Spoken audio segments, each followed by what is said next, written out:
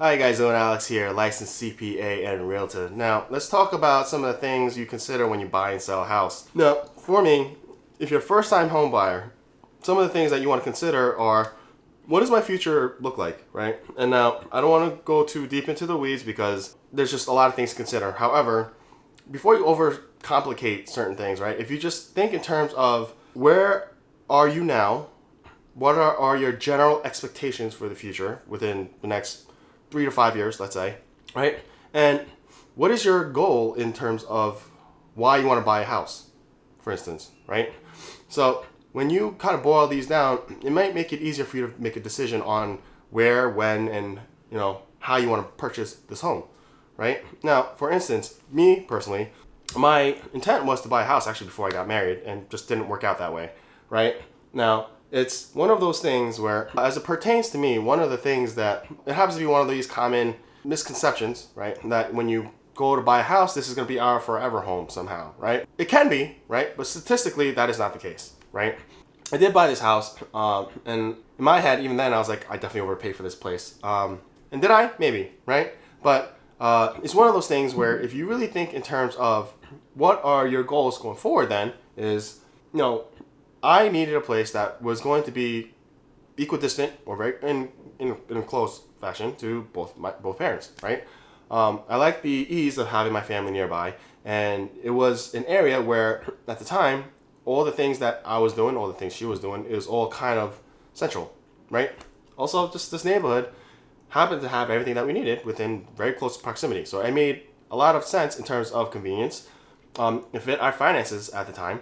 And for me, it's just, how to say no to Brooklyn, right? So that was consideration. Now, when you think in terms of future stuff, right, I don't really need to think in terms of 10, 15, 20, 30 years because I don't plan on living here 15, 20, 30 years necessarily. If I do, great, right? I still like this area.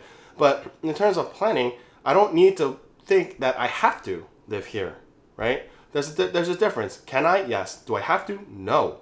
Right? And, if I think in terms of the statistics, there's very likely that even if I'm in the same neighborhood, I might not live in this place, right? So one of the things, especially your areas, your states, or whatever, might all vary, but at least for New York City, right?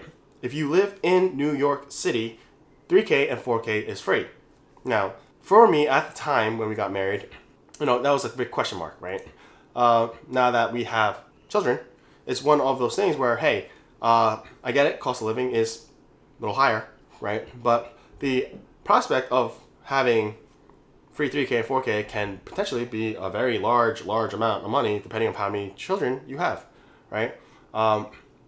We haven't honestly figured out what that number is going to look like. We just kind of winging that one. But it's one of the things that we like to think about is, if we don't like this area in terms of raising our children, where would we go, right? And honestly, we don't dislike this area at all, right? There are lots of parks. There's a lot of stuff for us to do in terms of what we can do for our family. But, now we're at a point where room is kind of getting tight, right? So if we wanted more room, where would we move, right? And that's just the thing. I know some people like to buy this, like, this is going to be our house for the next 10, 20 years, which is fine. But for me, at the time, it just didn't make financial sense for me to buy something that big and, suffer all the way through. And from a planning perspective, it's one of those things where doing that is one thing. However, I would have preferred to take the difference on the money that I would have spent towards getting other investments locked in, right? Now, to each their own, right? But for me personally, your primary residence, unless you're doing some kind of house hack or things of that nature, is not an investment, right? And I don't like looking at my primary home as an investment because it leads to odd ways of thinking that just don't really serve me well, right?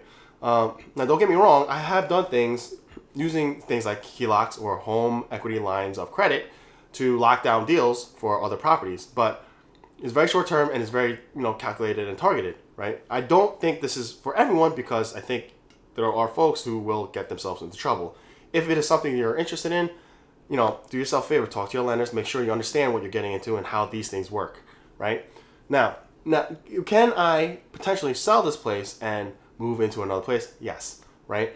But for me personally, if it's possible, I would prefer to rent this place out, even if it nets zero, as long as it covers all my expenses and, whatever CapEx I need taken care of, I'm not really losing sleep, right? Now, a lot of times as a first-time home buyer, I think what you don't know, what you think you know, gets you into trouble, right? Having realistic expectations. Talk to a lender, then talk to a realtor. Talk to your tax professionals, and if you need to, or if you haven't yet, go find yourself a lawyer, right? Understanding how all these things interweave and interlock will be one of those things that will help you get a better sense of what you can lock in safely. Now, a lot of times people kind of base it off of, well, I don't have $300,000 and they told me 20%. Well, maybe not, right? Or some people kind of get really overly cocky and they're like, well, I make $200,000, so I could probably lock down this, 7-8 figure house. Maybe, right? The best way for you to find out is not to guess or assume. Go talk to a lender or talk to a few lenders. Why? Because not all lenders are created equal. Not all of the products that they have are the same, right? And honestly speaking, not cheaper rates per se, but it's easier for you to get the fees kind of trimmed down when you have multiple people bidding on the same mortgage, right? So talk to multiple lenders. Make sure that you find a lender that kind of understands your situation, right? And provides you with a product that will best suit your needs. Rather than you saying, hey, I want to put 20% down, I'm going to get a regular conventional loan, right? Or it's better for you to say, hey, look, this is my situation. This is how much I make. This is, whatever, my family situation, and like in terms of who's going to live with me, and, maybe it's you and a spouse, me and my spouse are making X amount. This is all our paperwork. We would prefer to lock down this kind of house in this kind of range in this neighborhood, right? It's going to be a primary home, et cetera, et cetera, et cetera, right? Once you satisfy all the questions to give them a better idea of what kind of products fit best, let them provide you with the products that best suit your needs, right? If you have questions, obviously this is the product that you're going to lock yourself into. So ask your questions. Make sure you do feel comfortable with the product that they're giving you, right? Now, once you figure out what you can actually afford and the kind of products that you want to use to lock down your property, make sure you speak with realtors, right? Now, can you do this search on your own? Yes, you can absolutely do that. If you're on a buying side, I don't know that it behooves you to really do that, right? Look, at the end of the day, if you are on the buy side, I know a lot of folks like to just wing it, thinking we'll go to Zillow, we'll go to Redfin, we'll go to Realtor.com, and we're going to go ahead and we're just going to look up these prices and negotiate on our own because I'm a great negotiator. There are a lot of ways that buyers and sellers get themselves into trouble because they don't have a realtor in their corner. A lot of times the most common thing that people use is, well, I'll save money by not paying their commissions. Maybe, right? But more times than not, statistically speaking, we're seeing that when you are not properly represented, you're going to find yourself in situations where you are not legally covered and you're making legal mistakes that could get very costly for you or for all parties involved, right? It's just also one of those things where I'm seeing that me personally, as I have these open houses, now I'm seeing by a large margin that buyers who are not represented with an agent, they're finding themselves in situations where they're losing deals, right? They're not even being considered, or they're just outright breaking the law. And I'm not. I mean, look, you get lucky with some other agent who doesn't care. That's one thing. But for me, I'm kind of wanting to hold on to my license, right? And so when buyers are doing things that kind of are trying to get me to break the law, that's not happening, right? And I get to protect my sellers, and they could walk off upset but I don't care, right? So here's the thing. When I see buyers walk in and they do things that they think they know what they're doing, or they think they're going to somehow save money, usually it bites them in the rear. So when I look at buyers who are not represented, oftentimes I'm seeing issues where, for instance, they don't have their paperwork together, they don't understand how these transactions typically flow, and it really hurts them, right? When submitting offers, they just kind of, there's a lot of back and forth. And if they are not represented, obviously I'm going to try to at least do my utmost to make sure that my sellers are being taken care of, right? And so I'm going to work with these buyers. However, I represent my sellers, right? And so if I represent a seller, then I'm not going to give you these things that'll potentially put my sellers in trouble, right? My job, my duty is to protect the sellers if I'm a listing agent. So if you're not represented, then you need to understand that listing agent is likely not going to be in your best interest, right? And so if you make a legal issue or you make a legal error, that listing agent is not there to, to cover you, right? Now, I'm going to flip it on the other side. Now, there are a lot of times where a FSBO or for sale by owner will get themselves into trouble because they don't know what the law dictates or demands of real estate transactions. And so if there are laws that are broken, this can get very expensive, more expensive than they originally anticipated. The other side of it on both sides is, a lot of times they will rely on things like the Zestimate or, all these estimates from all these other real estate websites. And though they have gotten better in terms of, algorithms to track certain metrics, right? They're not as accurate as you would want them to be, right? And so if you want to complain about, say, paying $30,000 in total in commissions, well, what if these estimates are throwing you off by $30,000 or more, right? It could swing either way, obviously, but it's just one of those things where, there are a lot of other industries, a lot of other things where you would pay a professional to make sure that things are done correctly, right? And you are protected for things that cost a lot less. I mean, so it's going to be one of those things where for you to cut out licensed professionals to do jobs that they are excelling at, right? This is their field. I see more times than not people getting hurt, right? Now, from a seller's perspective, you're going to see a lot of times where people are like, especially in this market, they're like, look, I'm going to sell my house for what? To buy another more expensive house? And now that depends on where you are in life and what your goals are, right? So for me, obviously, typically, those who are at retirement age or, getting really close, the argument is going to be, hey, look, I'm trying to retire and not have to work the rest of my life. So I'm not trying to increase my monthly spend. There are more folks who are not moving to places where there's a cheaper cost of living, right? A lot of folks are retiring in place, right? Or maybe the real estate that they want to buy isn't at a price point that makes sense for them, right?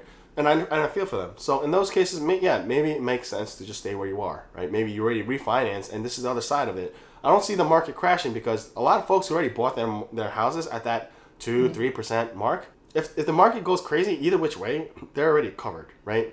They're not moving. If you were waiting for an amazing deal and thinking that the market's going to crash because the interest rates are going higher and so the prices on these homes have to plummet, right? Look, I don't have a crystal ball. No one does. No one can actually accurately know for sure 100%. Everything's a guess, right? Everything's based on a thesis that you develop. And my thesis here is that I don't see a market crash happening per se. There might be some kind of minor correction, but not enough to justify you waiting 6 months to a year, right? Again, this depends on your personal situation, so make sure you run your numbers. Don't trust some random guy on YouTube. Do your own due diligence, right? Now, if you take that into account, for those who are kind of, if your whole thing is not so much the affordability on a month-to-month basis, but more because the houses aren't cheaper, right? You're not getting some kind of amazing deal. Again, this isn't an investment per se. This is a primary residence. The reason why I make this distinction is because, generally speaking, you're not utilizing your primary residence the same way you would or a typical investor would on their investment properties. The way I like to always break this down is your primary residence is more like a forced savings account, right? You pay your mortgage, and if depreciation goes up, great. But, more times than not, the average person isn't leveraging this debt, right, to expand the portfolio, right? Maybe on the early onset, but, it's not common, right, is what I'm saying. So if you're taking your primary residence and saying, let's sell this and go move to somewhere else, but, it's more money for less house or about the same house, my argument here is going to be, for me, you have your house and you move into the house that you like, right? And as long as it is affordable to you, that is all, for me, that the start and end is there, right? Can you afford it? And not just, the upper limits. It's, can you comfortably afford it with cash reserves? Can you make sure that you still have your rainy day funds and all this? You're not overextending yourself, right? Now, if this kind of gets in the way of your future planning, that is a different discussion, right? So if you are looking to sell your home to buy like a slight upgrade, as long as it is within your affordability range, I say go ahead and pull the trigger. Now, for me, one of the other considerations that I have seen is that as you go deeper down your mortgage payments, right, the amount of interest that you pay goes down, typically. So this isn't necessarily, I wouldn't put this on the top of my list of reasons to sell your house, right? Let me just be clear. Again, this isn't financial advice, right? I'm just based off of what I've dealt with with previous clients, right? Some folks will also feel a little less stressed about paying more for a house when they move. Really think about what this is for, right? Is this a credit card debt, or is this interest on a mortgage on an asset that will appreciate, hopefully, right? And provide you with better wealth building opportunities, right? There's a difference. So first time home buyer, if you are looking to buy a house, please, please, please, again, not financial advice, but do your own due diligence. Really, really think about what it means for a housing market to crash through an affordable rate. Unfortunately, here's the distinction that I would like to make. Is it overpriced, or is it just not affordable to you, right? And I happen to be in a lot of markets that I would like to live in. I fall in that bucket, right? It's just not affordable for us, right? But that doesn't make it overpriced, because people are still paying for this day in, day out, right? Now, on the I'm already owning, looking to sell, for me, obviously, if you sell a place, generally speaking, you want another place to live in, right? If you're thinking in terms of, well, the market here is crazy, I want you to focus, again, not financial advice, but my focus, I should say, is more in terms of, can I afford that monthly spend, right? To wherever it is I'm moving to, right? And for me to sweeten the pot, it's not, again, not top of mind, but it's the cherry on top, right? How does this affect my tax planning? How does this affect my wealth building potential? And what moves can I make to further my portfolios, right? So if, let's say I don't even sell the old place, right? Maybe I turn that into a rental. Now, how does that affect my tax planning? How does that affect my wealth building? How does that build my wealth building portfolio as a whole, right? Now, when I go to sell, right? Maybe I just want to say, hey, look, I want to take the capital gains off the table, take all this capital, buy another place, right? Or maybe I want to buy multiple places. Maybe I want to buy another primary home and buy another investment properties elsewhere, right? You have options, but do yourself a favor. Talk to your lenders, talk to your realtors, talk to your tax professionals, and talk to your legal team. Build your team, right? They don't have to be your employees, but you should have your guy. So if you found any of this helpful, please do me a favor. Subscribe down below. Also, down below will be my social media. You can find me on Instagram, LinkedIn. Also, if you're interested in picking up some free stocks, make sure you click my referral link for Webull down below. And with that said, thank you all for joining me. I'll catch you guys on the next one.